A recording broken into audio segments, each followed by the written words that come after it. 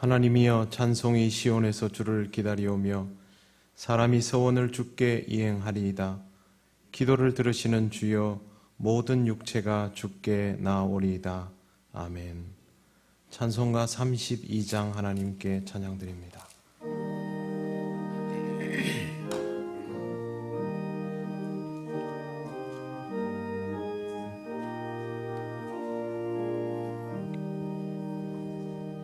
만유의 주제 존귀하신 예수, 사람이 되신 하나님, 나 사모하여 영원히 섬길 내 영광 되신 주로다.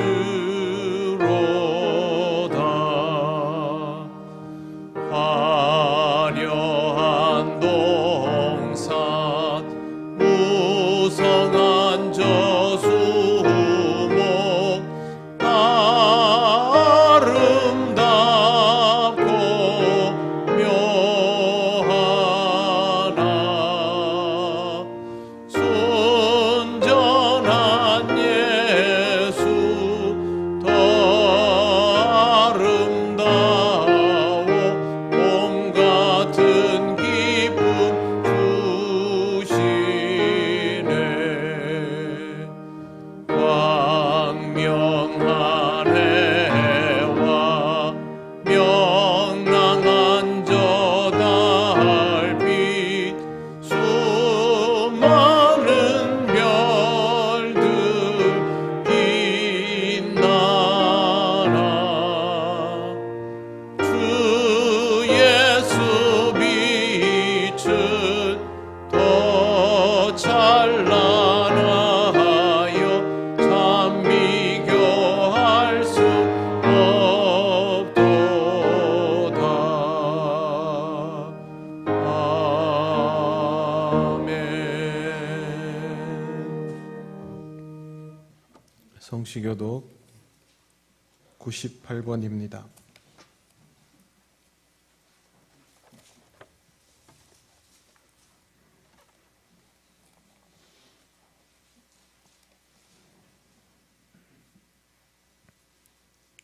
내 부모를 공경하라.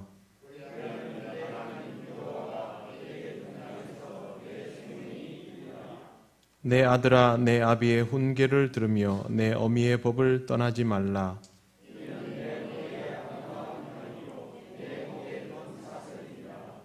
너를 낳은 아비에게 청종하고 내 늙은 어미를 경히 여기지 말지니라.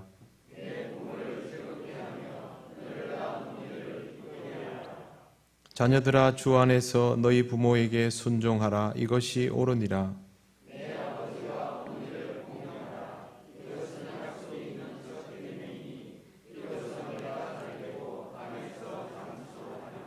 아멘. 나는 전능하신 아버지 하나님, 천지의 창조주를 믿습니다. 나는 그의 유일하신 아들 우리 주 예수 그리스도를 믿습니다.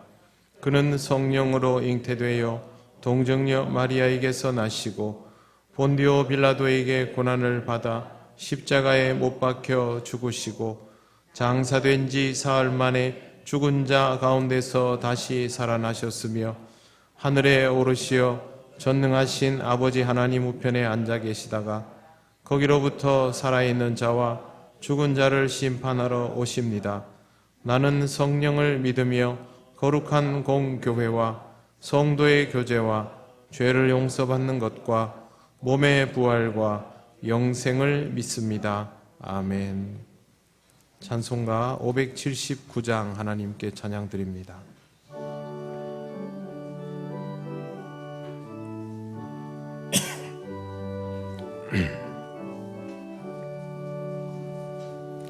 어머니의 넓은 사랑, 귀하고도 귀하다. 그 사랑이 언제든지 나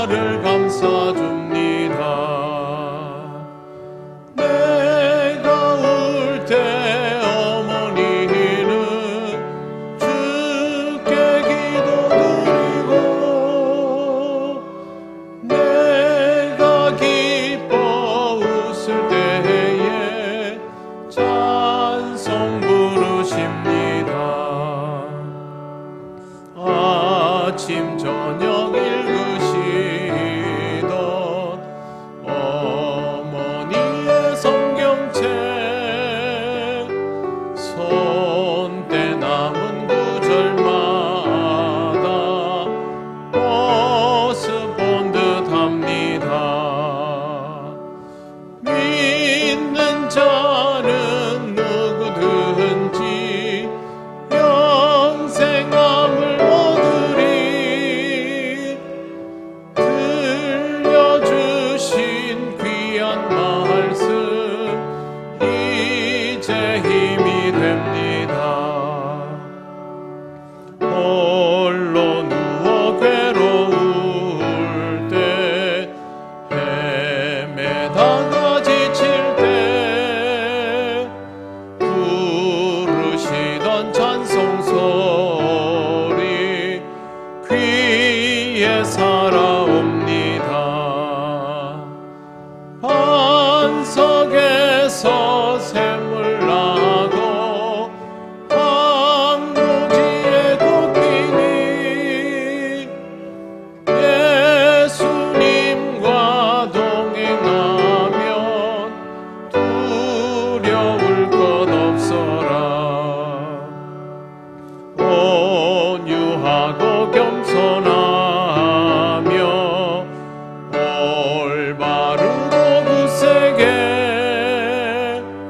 어머니의 뜻 받들어 보람있게 살리라. 풍파많은 세상에서 선한 싸움 싸우다 생명신에 흐르는 곳 길이 함께 살리라.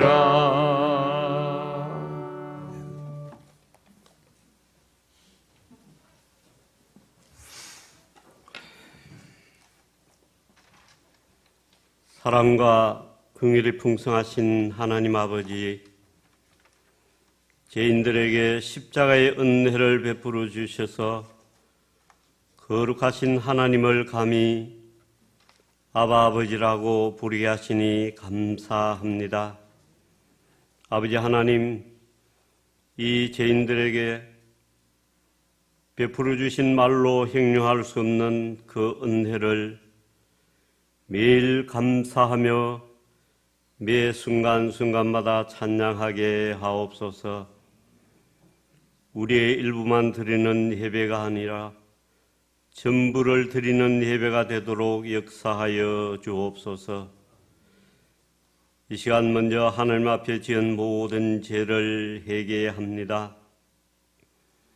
하나님 앞에 나올 자격이 전혀 없지만 예수님의 십자가 공로만을 의지하여 나오사오니 다시 한번 십자가 보혈로 모든 죄를 씻어주셔서 정결한 하나님의 자녀가 되게 하옵소서. 5월 가정의 달을 맞이하여 이 시간 어버이 주일로 하나님께 예배합니다. 자녀들이 부모된 우리에게 무언가 해주기를 바라기보다는 부모된 우리가 먼저 주 안에서 자녀들을 양육하면서 섬기길 원하옵나이다. 부모는 자녀를 사랑으로 양육하고 자녀는 부모의 은혜에 감사하며 사랑으로 섬기도록 역사하여 주옵소서. 이 혼탁한 시대의 가정이 흔들리고 무너지는 시대 속에서 어버이 주일을 통하여 더욱 하나님 안에서 부모님을 공경하며 믿음의 가정이 되도록 은혜 베풀어 주옵소서. 주님의 말씀대로 부모에게 순종함으로 주님을 기쁘시게 하는 자가 되도록 도와주옵소서.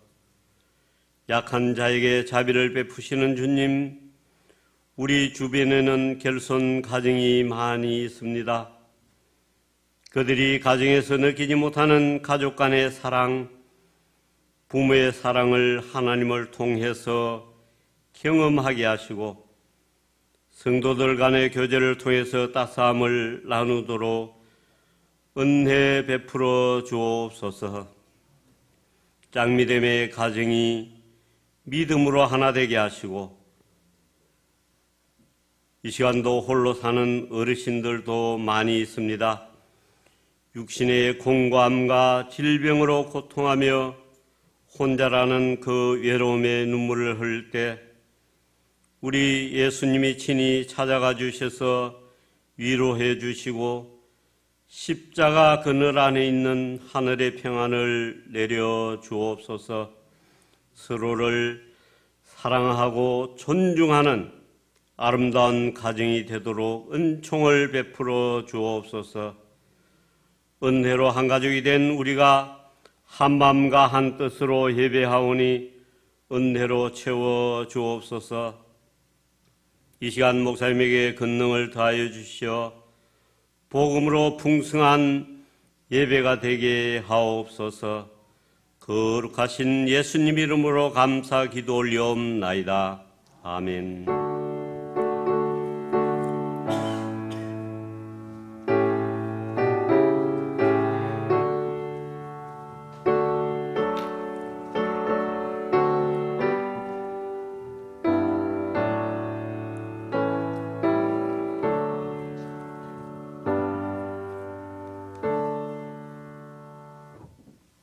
하나님 말씀 에베소서 6장 1절에서 4절입니다. 이 말씀은 신약 성경 316쪽에 있습니다.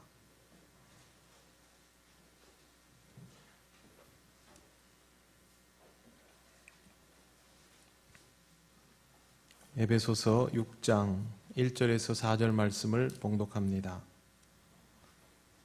자녀들아, 주 안에서 너희 부모에게 순종하라. 이것이 옳으니라.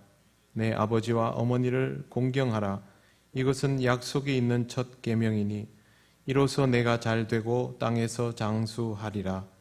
또 아비들아, 너희 자녀를 노엽게 하지 말고 오직 주의 교훈과 훈계로 양육하라. 아멘. 기도드리겠습니다. 하나님 감사합니다. 오늘 주시는 이 말씀을 우리가 전하고 들으며 함께 은혜 누리기를 원합니다. 주의 종을 주장하여 주시고 우리 모든 성도들의 심령을 주장하여 주옵소서. 예수님 이름으로 기도드립니다. 아멘. 네, 오늘은 어버이 주일이면서 어버이날이기도 합니다. 그리고 징검다리 휴일이라서 많은 분들이 통영을 찾아왔습니다. 그 중에는 부모님을 만나 뵈러 온 이들도 많은 것 같습니다. 부모님을 모시고 온 가족 여행을 온 분들도 있어 보입니다. 외국인들도 대가족으로 여행을 다니는 경우가 아주 가끔 있지만 우리나라처럼 어버이날이 되면 부모님을 만나러 오거나 함께 여행을 하는 경우는 그렇게 많지 않습니다. 이런 우리의 정서는 어려서부터 효도하는 것에 대해서 배우고 경험해 보았기 때문에 자연스럽게 자리 잡아져 있다 할 수 있겠습니다. 오늘 우리가 읽은 성경 말씀에는 부모에게 순종하라는 표현이 있습니다. 우리는 이 표현이 별로 낯설지가 않습니다. 그동안 배워온 것과 굉장히 비슷한 방식이기 때문입니다. 하지만 오늘 이 표현은 성경에 나오는 것으로 동양의 효 사상과는 분명히 차이가 있습니다. 그렇기 때문에 성경에 기록된 내용을 보면서 단순히 동양에 있는 효에 관한 개념이라고 이해하면 좀 곤란해집니다. 성경 말씀은 우선 성경적인 안목을 가지고 보는 것이 좋습니다. 자녀들아, 주 안에서 너희 부모에게 순종하라. 이것이 옳으니라. 여기에서 주목해야 할 부분은 두 군데입니다. 주 안에서와 순종하라입니다. 일반적으로 부모에 관하여 말하고 있으니 순종하라가 먼저 눈에 들어올 수 있지만 실제로는 주 안에서에 더 주목해야 합니다. 그 이유는 순종이 이 말씀 전체의 토대가 아니라 주 안에서가 토대이기 때문입니다. 부모에 대한 순종은 똑같아 보여도 사실은 굉장히 다양한 형태와 기준을 가지고 있습니다. 시대에 따른 차이도 있고 가풍도 다릅니다. 저는 어린 시절 안동에서 자랐습니다. 안동 사람들은 매주 부모님을 만나도 매주 큰절을 올립니다. 심지어 양반 가문이라고 이름난 동네는 길가에서 어른을 만나도 신고 있던 신발을 벗고 그 신발 위에 올라서서 그 자리에서 쪼그리는 채로 큰절을 할 정도입니다. 그런 동네에서 저희 집은 4대가 한 집에 살았습니다. 한 번은 방송국에서 촬영을 왔습니다. 4대가 한 집에 사는 방법이 무엇이냐? 힘들지 않느냐? 저희 집은 별로 힘들지 않습니다. 왜 그러냐 하면 저희 할머니, 할아버지도 1인분의 역할을 다 똑같이 하셨기 때문입니다.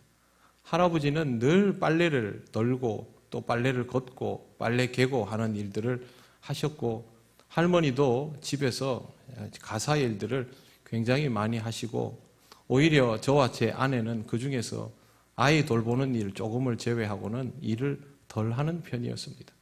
그 시대의 기준으로 보면 참 콩가루 집안이죠.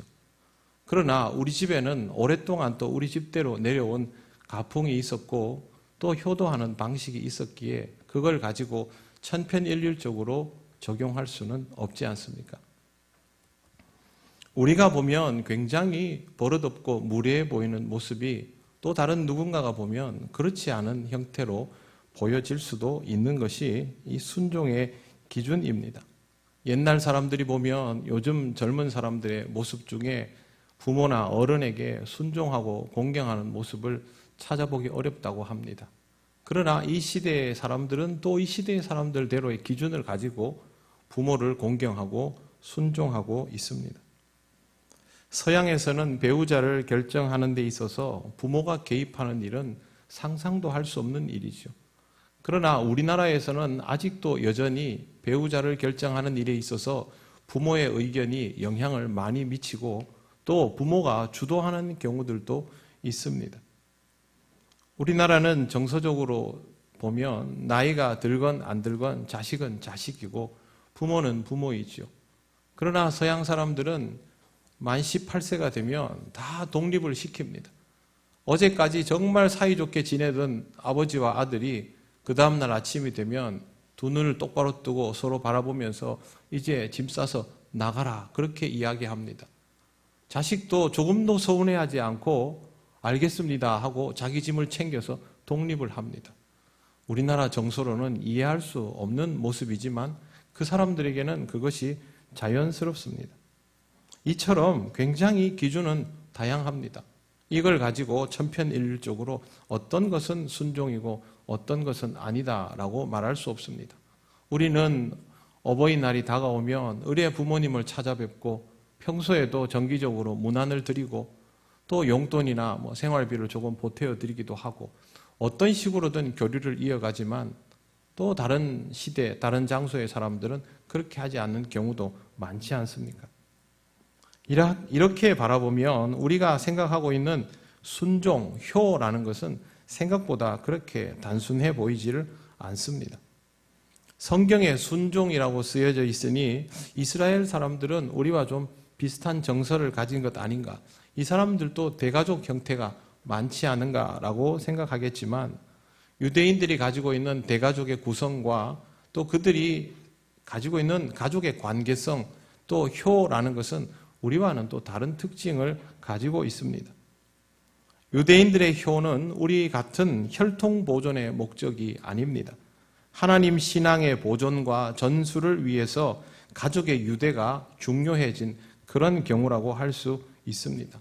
어쩌면 서양의 일반적인 가족 이해도보다 유대인들의 가족 이해도가 우리에게 더 멀게 느껴질 수도 있습니다. 그러니 우리가 오늘 이 말씀을 우리가 알고 있는 전통적인 방식의 효의 개념으로만 접근하면 더 혼란스러울 수 있는 것입니다.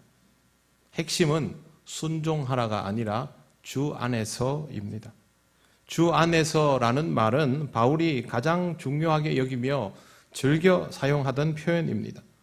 바울이 이 표현을 강조하던 이유는 하나님을 믿는 사람은 그리스도의 통치 아래에서 그리스도에게 속한 사람으로 살아가야 하기 때문입니다. 그리스도인은 주님의 말씀에 입각하여서 모든 것을 할 수밖에 없는 사람입니다. 그리고 무엇보다도 주님 안에 있는 것이 우선되어야 하고 그 안에서 이루어지는 모든 것들 속에서 진심이어야 합니다. 그리고 결론은 사랑이라야 합니다. 부모가 무언가를 말하거나 요구하면 자식이 자신의 의지에 상관없이 그것을 따를 수 있습니다. 우린 이걸 도리라고 부릅니다. 세상에서는 이러한 것들을 순종적인 태도라고 말합니다. 하지만 주님 안에서는 다릅니다. 만약에 따른다면 진심으로 따라야 하는 것이고 부모를 사랑하고 이해하기 때문에 그렇게 따르는 것이어야 합니다. 이런 것들은 하나님을 믿기 때문에 자연스럽게 할 수 있는 상태, 그게 바로 주 안에서 순종하는 것입니다. 그러니 세상에서 도리라고 하는 것과는 또 다른 관념이죠. 신앙은 좋은데 신앙적으로 권면하는 부모에게 순종해야 하는데 불순종하는 경우가 있을까요? 정말 신앙이 좋다면 신앙적인 부모에게 불순종하는 것은, 거역하는 것은 쉽지 않습니다. 만약 나는 신앙적인 사람이지만 그래도 우리 부모에게 순종하는 것은 싫다라고 한다면 그 사람은 아직도 주 안에서라는 말의 의미를 잘 모르는 경우입니다. 주 안에서는 신앙적인 부모에게 신앙적인 자식이 거역하는 것이 어렵습니다. 그만큼 주 안에서라는 이 통치의 영역은 우리에게 절대적으로 중요한 사안입니다. 이 부분이 먼저 해결이 되어야만 순종이라는 것도 제대로 자리 잡을 수 있습니다. 그리스도인에게 있어서 부모에게 순종하는 것은 그리스도 안에 있기 때문에 가능한 일이다. 그렇게 이해하시면 되겠습니다. 이런 의미에서 주 안에서 부모에게 순종하라 하고 이것이 옳다라고 밝히는 것입니다. 그리스도의 복음에 대한 순종이 부모에 대한 순종보다 우선되어야 한다라는 것이 지금 바울의 가르침입니다. 이 말씀의 의미를 잘 새기시기를 바랍니다. 이 말씀은 부모도 역시 모든 것을 함에 있어서 복음에 대한 순종이 전제되어야 한다는 뜻입니다. 주님 안에서의 순종은 결국 복음에 대한 순종이기 때문입니다. 그럼 이런 경우는 어떻게 하면 좋을까요? 나는 그리스도 안에서 복음을 따라 살아가는 사람인데 내 부모는 그리스도인이 아니라서 만약에 신앙생활을 하지 못하게 한다면 그때는 부모의 반대를 무릅쓰고 복음을 받아들인다. 그러면 불순종인가요? 세상적인 의미에서는 그렇게 하면 불순종이죠. 하지만 그리스도 안에서 이것은 부모에 대한 불순종이 될 수 없습니다. 제대로 된 믿음의 자녀는 복음을 통하여 온전한 사랑을 경험하게 됩니다. 그리고 그 마음을 가지고 부모를 대하며 그 마음은 늘 진심일 것입니다. 그렇기 때문에 지금 당장 부모에게 거역하는 듯 보여도 복음에 먼저 순종하고 다시 진심으로 부모에게 다가서는 자녀는 결국 마음 다하여 부모를 섬기고 받들기 때문에 그것이 불순종이 될 수 없는 것입니다. 성경에서 말하는 주 안에서 부모에게 순종하라 하는 것은 바로 이런 뜻입니다. 그래서 우리는 주 안에서라는 전제를 가지고 순종하라를 이해할 필요가 있습니다. 부모도 그리스도 안에 있다면 자식은 더더욱 부모에게 순종하지 않을 이유가 없습니다. 항상 주 안에서라는 말을 먼저 생각하시기 바랍니다. 자녀로 살아가는 여러분은 주 안에서 순종하시기 바랍니다. 다시 한번 말씀드리지만 이것은 우리가 일반적으로 생각하는 효의 개념과는 차이가 있는 신앙적 개념입니다. 2절을 보시겠습니다. 내 아버지와 어머니를 공경하라. 이것은 약속이 있는 첫 계명이니. 여기에서부터 성경 안에서 볼 수 있는 효의 개념입니다. 여기에서 사용되는 단어는 공경인데요. 이 단어는 헬라어로 티마오라고 합니다. 티마오는 어떤 일에 가치를 두다, 무게를 실다 그런 뜻입니다. 겉으로 보기에 무언가를 하는 것이 아니라 실제로 거기에 마음을 두고 무게가 실리도록 한다라는 의미가 있습니다. 그렇다면 이 말씀의 의미는 아버지와 어머니에 대하여 무게를 제대로 느끼는 상태가 된다는 뜻입니다. 사람은 태어나는 순간 자식입니다. 그리고 태어나는 그 순간부터 부모와의 관계성이 이미 형성되어 있습니다. 하지만 자식은 부모를 제대로 인식하지 못합니다. 부모의 실체를 잘 모르는 상태로 이 관계성이 시작된다는 것이죠. 이때는 부모에 대한 가치가 제대로 부여되지 않습니다. 그러니 공경, 즉 부모님에 대하여 가치를 느끼게 되는 일이 제대로 이루어지지 않는 것이죠. 공경이라는 말은 부모에 대하여 가치를 느끼는 것, 부모의 존재감을 알아차리기 시작했다라는 뜻입니다. 우리는 흔히 이것을 철든다라고 말합니다. 정말 철이 드는 사람은 자기의 삶 속에서 부모의 존재감을 인식하기 시작하는 사람입니다. 그러면 이 사람은 자신의 부모를 다시 바라보게 됩니다. 내 부모는, 내 아버지는, 내 어머니는 이런 사람이구나. 나에게 이런 의미이구나. 라는 것을 다시 생각하게 되는 것이죠. 효도는 바로 여기에서부터 시작됩니다. 글을 읽지 못하는 홀어머니 슬하에서 동생들을 여럿 거느리고 자란 아들이 있었습니다. 가정 형편이 너무 어렵기 때문에 상고에 진학을 하고 시험을 쳐서 은행원이 되었습니다. 경제적으로 안정된 직장을 가지게 되었고 이제는 좀 충분해 보였지만 아들은 조금 더 노력하는 사람이 되려고 합니다. 시험을 쳐서 행정고시와 외무고시를 합격하는 그런 사람이 되었습니다. 5급 공무원 정도면 이제는 아주 안정적이지 않습니까? 그런데 5급 공무원이 되고 나니 고등학교를 나온 사람이 은행원 출신으로 있다가 이렇게 고위직 공무원이 되는 것에 대해서 주변 동료들의 시선이 곱지 않았습니다.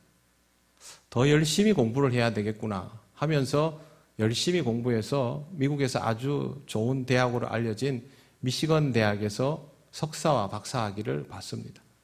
세월이 더 흘러서 공무원 직급은 더 높아지고 나중에 이 사람은 우리나라에서 대학 총장을 하고 부총리가 됩니다.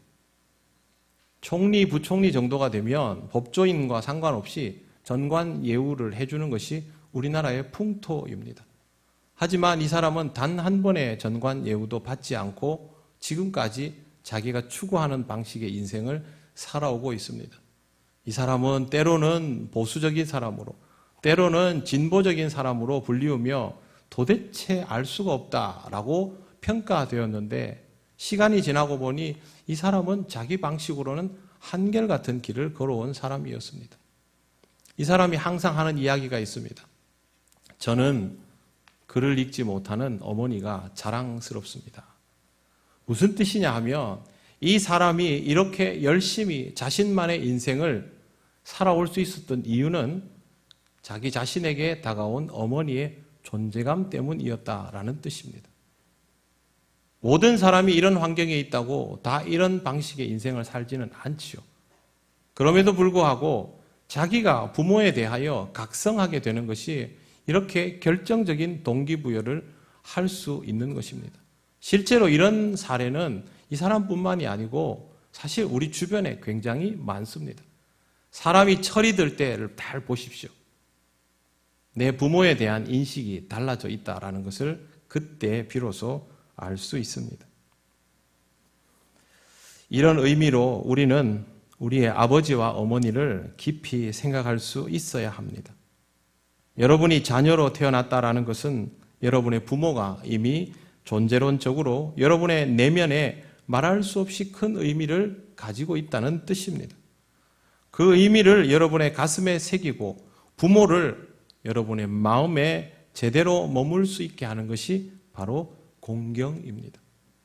이 공경의 의미를 이해하면 어떻게 해야 하는가는 자연스럽게 따라오게 되어 있습니다.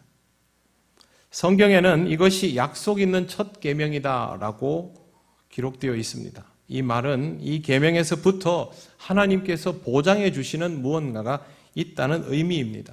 1계명에서 4계명까지는 하나님과의 관계성에 관한 것이고 5계명 이하는 인간관계에 관한 것인데 바로 이 계명이 처음으로 나오고 여기에 약속이 있다는 뜻입니다.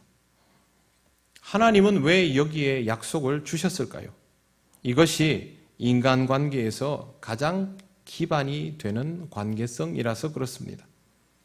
오늘 말씀은 구약 신명기 5장 16절의 인용입니다. 그런데 신명기와 다른 표현이 있습니다. 내가 잘 되고 라는 구절이 추가되고 너의 하나님 여호와가 내게 준이라는 표현은 생략되었습니다. 그 말은 바울이 의도적으로 강조하고 싶은 것이 있었다는 뜻이죠. 실제로 부모를 공경하는 그리스도인은 정말 하나님의 은혜로 잘 살게 된다라는 말을 분명하게 해주고 싶었던 것입니다. 부모를 공경하는 그리스도인이라고 해서 무조건 이 땅에서 잘 되고 장수하는 것은 아닐 것입니다. 효도하는 자식이라도 부모보다 수한이 짧은 경우들은 있을 수 있습니다. 그렇기 때문에 이 말씀은 특정 상황의 개개인에게 주신 약속이 아니라 보편적으로 인류에게 주신 말씀임을 알 수 있습니다. 학자들은 그렇게 해석합니다. 또한 부모를 공경할 만큼 선량한 삶을 살아가는 사람은 그렇게 살아가지 않는 사람의 도덕성과 확연히 다르기 때문에 부모를 공경하지 않는 자녀들이 형벌을 받아 오래 살지 못하는 것에 반하여 부모를 공경하는 사람은 더 수한을 잘 누리게 된다라는 뜻도 여기에 있습니다. 하나님께서 주시는 수한을 온전히 누릴 수 있다면 그보다 귀한 은혜가 어디 있겠습니까? 이러한 것이 부모의 가치를 알고 부모를 내 마음에 새길 줄 아는 것으로 누릴 수 있게 되는 것입니다. 이것만으로 어떻게 전부를 채울 수 있을까요? 그것이 아니라 부모를 존중하고 공경하는 것이 사람의 가장 기본적인 덕목이기 때문에 여기에서부터 다른 모든 것들이 확장성을 가지는 것입니다. 부모는 나에게 있어서 가장 기본적인 관계성입니다. 철이 들면 제일 먼저 새롭게 바라보게 되는 대상이 바로 부모라는 것을 우리는 잘 알고 있습니다. 부모는 가장 기본적인 애착 형성의 대상입니다. 태어나면 연결되어 있는 사람 아닙니까? 이런 대상을 존중하지 못하는 사람이 어떻게 다른 사람과의 관계가 제대로 형성될 수 있습니까? 그래서 사람은 여기에서부터 시작해야 한다라고 가르쳐 주신 것입니다.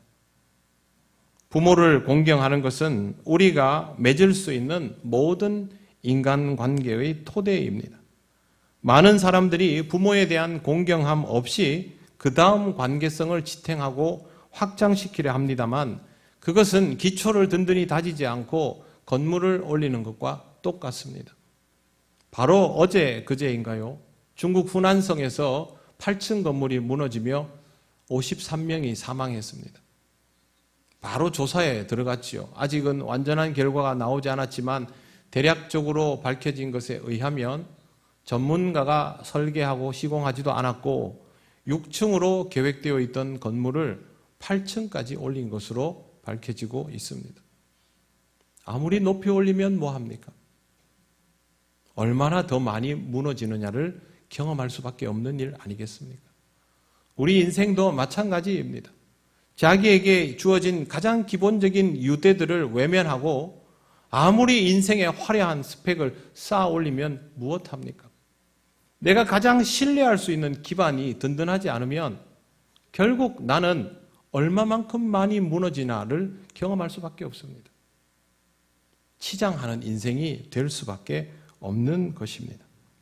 그러므로 우리는 삶의 가장 기본적인 토대, 가장 든든한 기반을 확인하고 또 확인하면서 여기에서부터 인생을 든든히 세워 나가야 합니다. 내 부모의 존재 가치를 안다라는 것은 결국 나를 제대로 알아간다라는 뜻입니다.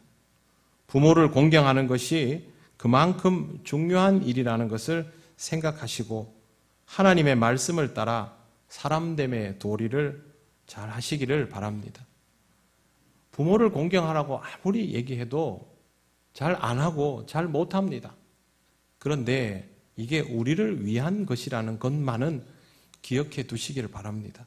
그래야 조금이라도 더 할 수 있습니다. 바울은 자식의 도리만 말하는 것이 아니라 부모의 도리도 가르쳐주고 있습니다. 4절 말씀을 보십시오. 또 아비들아 너희 자녀를 노엽게 하지 말고 오직 주의 교훈과 훈계로 양육하라. 세상에는 자식을 노엽게 하는 부모가 상당히 많습니다.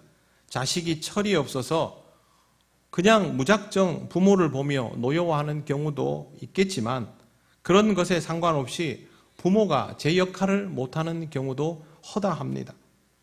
본문에 나오는 아비는 먼저 아버지를 뜻하는 것입니다만 그것보다는 집안의 가장을 뜻하는 것입니다. 그러니 아버지라고 국한시킬 필요는 없습니다. 훈계를 하는 역할이 어머니에게 있다면 어머니도 여기 해당됩니다. 성경 말씀이 기록된 시대의 모든 고난은 아버지에게 있었습니다. 출산한 아이에 대한 고난도 아버지에게 있었기 때문에 아버지가 마음에 들지 않으면 자기 아이를 내쫓을 수 있었습니다. 장애를 가지고 있는 아이는 버리고 죽게 내버려 두기도 했습니다. 아버지는 집에서 신과 같은 존재이죠. 이렇게 위압적일 수밖에 없는 관계성에서 부모가 자식을 노엽게 하는 일은 너무도 쉽게 발생하게 됩니다. 그런데 부모가 자식을 노엽게 하면 자식은 자기 내면에 꼭 쌓아두어야 할 부모의 가치를 잃어버리게 됩니다. 그 말은 누군가를 존중하고 공경할 수 있는 기회도 함께 잃어버린다는 뜻입니다. 이걸 보고 자식을 탓하고 버릇없다라고 하지만 그렇게 할 것이 아닙니다. 먼저 부모는 어른은 자식을 노엽게 하지 말아야 합니다. 상식적인 부모가 되시기를 바랍니다. 납득할 수 있는 말을 하고 자식의 말을 납득해 줄 수 있는 부모가 되어야 합니다. 내가 자식에게 하고 싶은 말이 있다면 자식도 내게 하고 싶은 말이 당연히 있겠죠. 그렇게 말을 주고받을 수 있는 관계여야 합니다. 존중받는 자식이 부모를 공경하는 법도 배울 수 있습니다. 방법은 역시 주 안에서입니다. 오직 주의 교훈과 훈계로 양육하라. 앞에 단서가 오직이라고 붙어 있습니다. 다른 방법은 절대 사용하지 말라는 뜻입니다. 주의 교훈과 훈계로 양육하라는 말은 주 안에서 머무는 사람이 되어서 주님의 방법으로 가르치라는 뜻입니다. 부모가 주 안에 머물지 못한다면 아무것도 할 수 없는 것이고 아무것도 해서는 안 되는 상태라는 뜻입니다. 본문에 나오는 교훈이라는 말을 번역하면 어린이를 교육하고 훈련하고 징계하는 것까지를 포함합니다. 그래서 훈육이라는 단어를 써도 좋습니다. 그 다음에 나오는 훈계라는 말은 다른 사람을 말로 가르쳐서 교훈 주는 것을 말합니다. 교훈과 훈계의 특징은 엄격하다는 것이죠. 기준이 명확하다는 것입니다.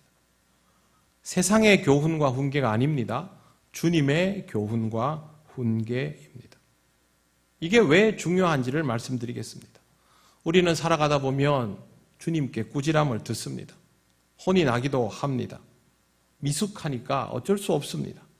그런데 여러분, 우리의 인생에서 주님께 꾸지람을 듣고 혼이 난다고 해서 그것을 기분 나빠하거나 이 길로 주님을 떠나거나 그렇게 합니까?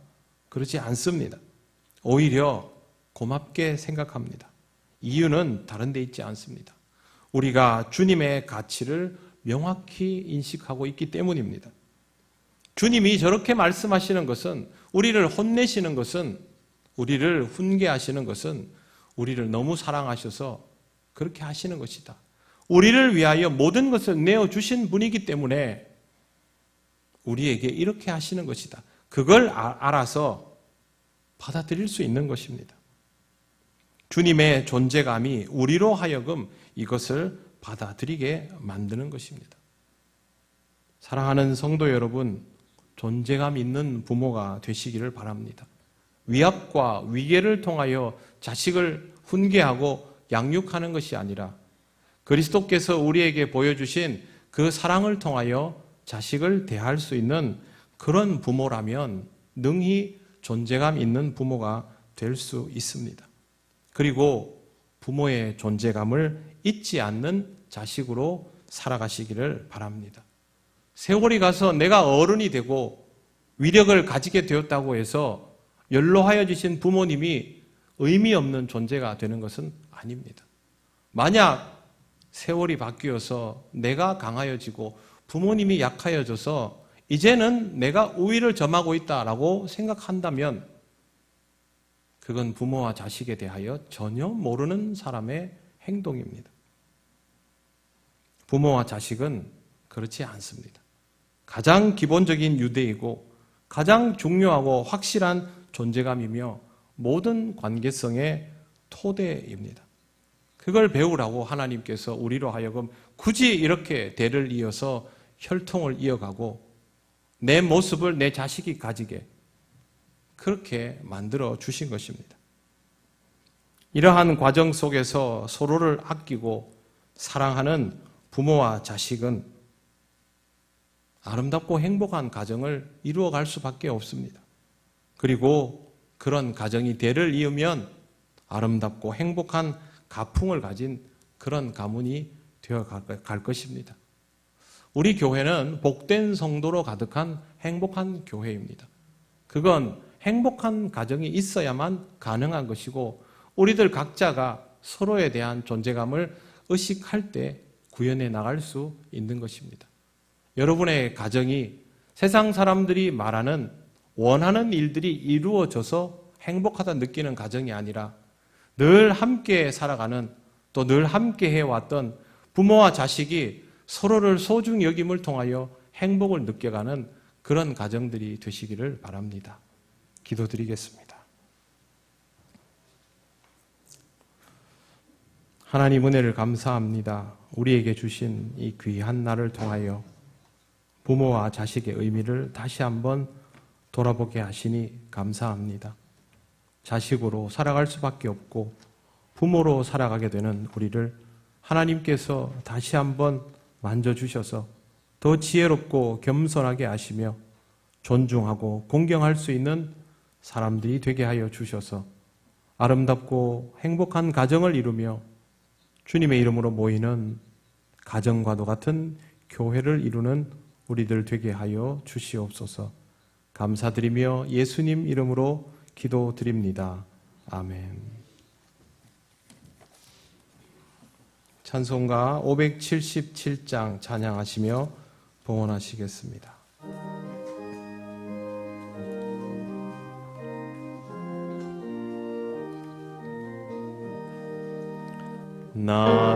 낳으시고 길러주신 어버이의 큰 사랑 바다보다 넓으시고 산보다 더 높은 사랑 하나님을 경외하신 어버이의 크신 사랑 내게 주신 크신 은혜 하나님을 찬양하세 주님 은혜 감사하며 영광 찬양 할렐루야 힘들거나 괴로울 때 기도하신 어버이 즐거운 일 함께 웃고 기뻐하신 그 얼굴이 긴 시간 흘렀으나 마음 마음속에 남았구나. 내게 주신 크신 은혜 하나님을 찬양하세. 주님 은혜 감사하며 영광 찬양 할렐루야. 재미있게 가르치신 귀한 성경 말씀이 기쁜 노래 찬양하며 예배드릴 것이오니.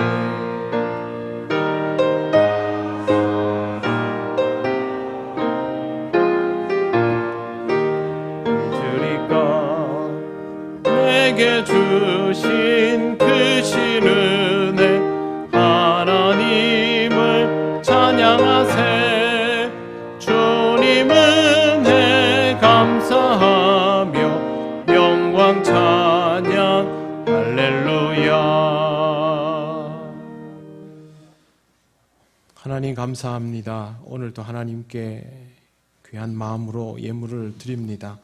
언제나 우리의 삶과 함께 하시고 우리를 지켜주셨기에 우리가 이 어려운 시간을 은혜 가운데 살아갑니다.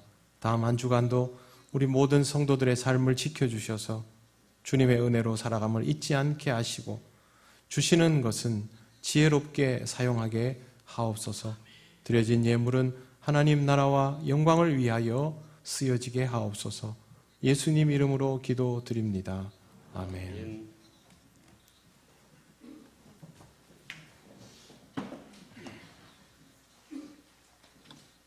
교회 소식 알려드립니다. 예배에 나오신 모든 분을 환영합니다. 처음 오신 분은 새가족부의 안내를 받으시기 바랍니다. 예배에 오늘은 어버이 주일입니다. 부모님의 사랑을 기억하며 하나님께 감사 예배를 드리시기 바랍니다. 두 번째, 찬양대 헌신 예배가 다음 주일 2시에 있습니다. 강사 목사님은 남해교회 심호하시는 이찬희 담임 목사님. 세 번째, 예배 시간 변경. 지난주에 물어서 결정한 건데 오늘부터 오후 찬양 예배 시간이 오후 2시로 변경이 되겠습니다. 모임, 교육부 회의가 오늘 2부 예배 후에 본당에서 있습니다. 두 번째, 기간 원래는 다음 주일 2부 예배 후에 있겠습니다. 안내, 어버이 주일 감사 선물이 여전도에서 어버이 주일을 맞이해서 어른들께 선물을 준비했습니다. 두 번째, 효도 관광이 있습니다. 선교지 탐방. 다음 토요일이 되겠습니다. 5월 14일 오전 9시 교회에서 출발합니다. 대상은 75세 이상 본교회 교인. 장소는 하만 칠원에 있는 손양원 목사님 생가 기념관이 되겠습니다. 참석하실 분은 10일 화요일까지 김부종 장로에게 신청해 주시기 바랍니다. 세 번째, 선교 음악회가 있습니다. 5월 14일 토요일 오후 4시 즐거운 맹성교에서 주간은 진주남로의 남성교회 연합회에서 있겠습니다.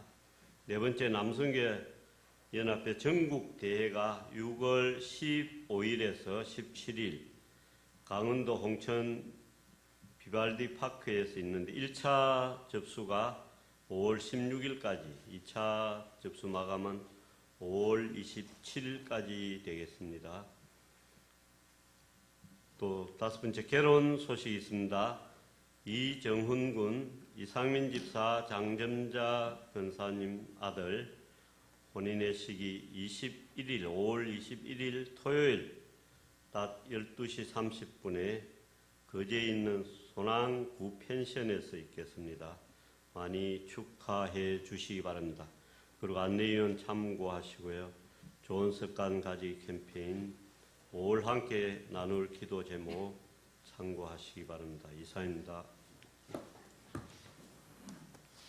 네, 지난주에 여러분들에게 오후 예배에 대한 의견을 물어보았더니 오후 2시가 조금 더 많았습니다. 그래서 시간은 환원을 하고 말씀드린 것처럼 점심 식사는 코로나 상황이 더 좋아질 때까지는 제공되지 않습니다. 교회에서는 방역 수칙을 지키시고 자율적으로 예배 시간을 잘 맞추어 주시기를 바랍니다. 이제 자리에서 일어나셔서 예배드린 교우들과 인사 나누시겠습니다.